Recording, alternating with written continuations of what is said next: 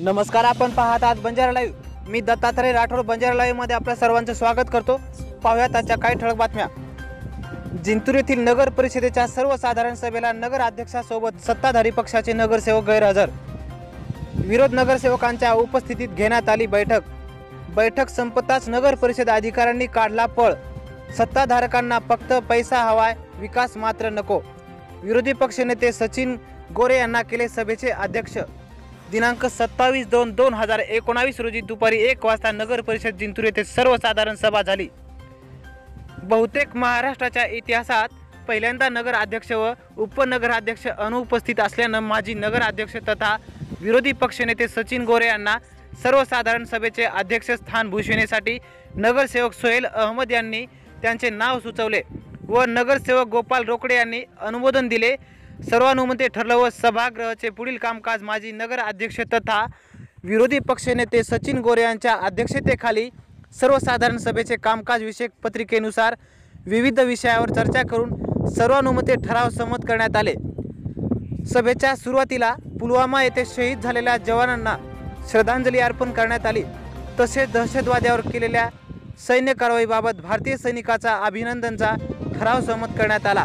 तसेच नगर परिषदेचे माजी कर्मचारी बाबूराव भंडारे यांच्या अकाली निधनाबाबत श्रद्धांजली अर्पण करण्यात आली व उपस्थित सर्व सदस्यांचे आभार व्यक्त करून सभाचा समारोप करण्यात आला। प्रतिनिधी रामदास आडे, बंजारा लाईव्ह, जिंतूर, परभणी।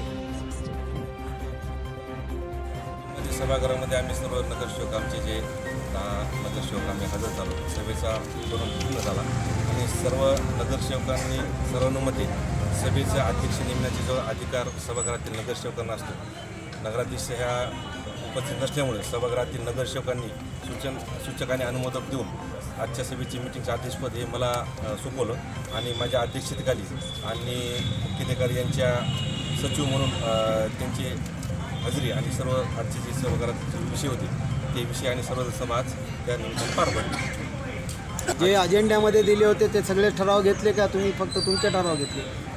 नगरपालिकेचा नियम अजेंडा व्यतिरिक्त विषय कोणता घ्यायचा असेल तर त्याला काहीतरी नियम असतात। त्यामुळे सभागृहातील जो आजचा अजेंडा होता त्या अजेंड्यामध्ये जे कायदेशीर आणि जे विषय होते जे की शहरातील जे सर्व नागरिक असतील की शहरातील सोयीसुविधांसाठी जे अत्यावश्यकची गरज असते त्या ठिकाणच्या विषयाला प्राधान्याने सभागृहातील सर्व सन्मान्य सदस्यांनी मान्यता दिली आणि ते मंजूर करण्यात आले। किती ठराव मंजूर झाले? ठरावाची संख्या आता जो विषय समोर आल्या प्रोसिडिंगवर आपल्याला कळत, प्रोसिडिंग कॉपी आपण आपल्याला देणारच आहोत। प्रोसिडिंग कॉपी आपल्याला मिळेल लवकरात लवकर, 2 दिवसात आपण तुम्हाला कॉपी देऊन टाकू। सर, मागल्या 5 वर्षापासून माजी सैनिकांसाठी एक इथे येऊन माजी सैनिक चक्रा मारत आहे घरपट्टी नळपट्टीसाठी, त्यांचं ते ठराव आहे का आपल्या या मीटिंग आजमध्ये? नाही, आजच्या मीटिंगमध्ये यांनी तो विषय पत्रिकेमध्ये ठराव न घेतल्यामुळे तो विषय चर्चेत आला नाही। मला तुम्हाला ह्या निमित्ताने सांगायचं आहे की मी विषय काढला खूप महत्त्वाचा आणि अत्यावश्यक विषय आज या निमित्ताने काढला आहे की माजी सैनिकांबद्दल आज भारतामध्ये आपल्या सर्वांना माहिती आहे की सैनिकांचे किती बलिदान आपल्या देशासाठी। सैनिकांच्या विषयी आम्ही आमच्या काळामध्ये, मी जेव्हा नगराध्यक्ष होतो, आमचे सर्व सन्मान्य सदस्य त्यावेळेचे आमची जे नगरपालिका होती त्यावेळेस आम्ही सैनिकांसाठी एक निर्णय घेतला होता की त्यांच्या नळपट्टीमध्ये सूट करण्याचा बाबतीतला तो निर्णय नंतरच्या काळामध्ये जो अंमलबजावणी व्हायला पाहिजे होती ती वेळोवेळी त्याचा पाठपुरा आमच्या नगरसेवक आपले गोपाळराव रोकडे आमच्या सर्व कंपनीने त्याचा पाठपुरासुद्धा केला आणि सैनिकांना एक सूट नळपट्टीमध्ये असली पाहिजे हे विषय मागच्या काळातच झालेला आहे। तर अंमलबजावणी करणं त्या ठिकाणचे जे आता सत्ताधारी आहेत किंवा जे बसलेले कारभारी आहेत त्यांचा विषय तो अंमलबजावणीचा असतो आणि याच्याबद्दल सगळ्यांनी सकारात्मक विचार केला पाहिजे।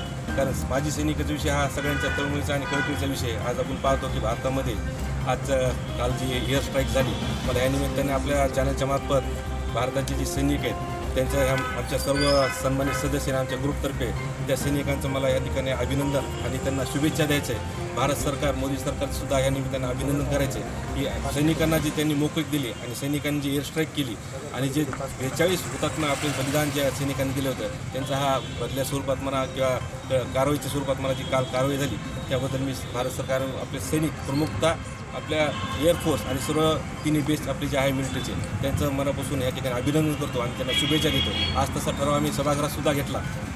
अगोदर मी त्या बलिदान झालेल्या सैनिकांचा आदरांजली श्रद्धांजली वाहण्यात आली आणि शुभेच्छेचा ठराव झाला। आमचे नगरसेवक आमचे विलास भंडारे त्यांचे वडील आपले नगरपालिका कर्मचारी होते त्यांनासुद्धा या निमित्त आदरांजली वाहण्यात आली। नंतर सभेचं कामकाज सुरू करण्यात आलं।